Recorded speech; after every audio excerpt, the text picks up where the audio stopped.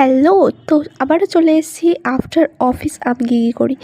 তো দেখো আমি আজকে একটু তাড়াতাড়ি বাড়ি চলে এসেছিলাম, কারণ আগের ট্রেনটা আমি পেয়ে গেছিলাম। তো তারপরে বাড়িতে এসে একটু খিদে পেয়ে গেছিলো বলে লেস খাচ্ছিলাম একটু, কারণ মায়ের রান্না কিন্তু তখনও হয়নি।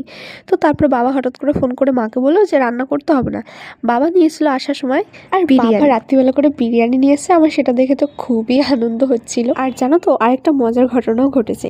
সেটা হচ্ছে আমি যখনই অফিসে যাই, অফিসের অনেকেই আছে আমাকে চেনে না, বেশিরভাগ মানুষই চেনে, তো যারা নতুন তারা তো চেনে না আমাকে।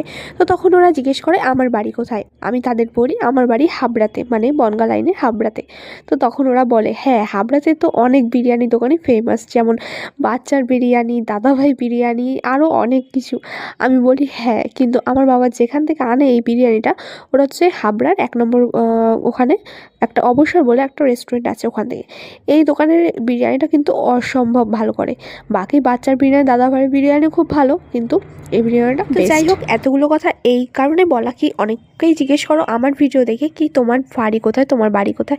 তো এই ভিডিও থ্রুতে কিন্তু জেনে গেলে আমার বাড়ি কোথায়। কোথা থেকে ভিডিওটা দেখছো অবশ্যই কিন্তু কমেন্ট করে জানিও। এই যে পিছনে কিন্তু আমার বাবা আবার বিরিয়ানিটা গরম করতেও বসিয়ে দিয়ে গেছে, কারণ বাবা আর মা বলছে গরম গরম খাবে, কিন্তু আমি ওই অবধি ওয়েট করতে পারিনি, আমি তার আগে খেয়ে নিয়েছি। তো তারপরে এই যে রাত্রে স্কিন কেয়ারটা করে নিয়েছি, আর তারপরে কিন্তু ঘুমিয়ে পড়বো।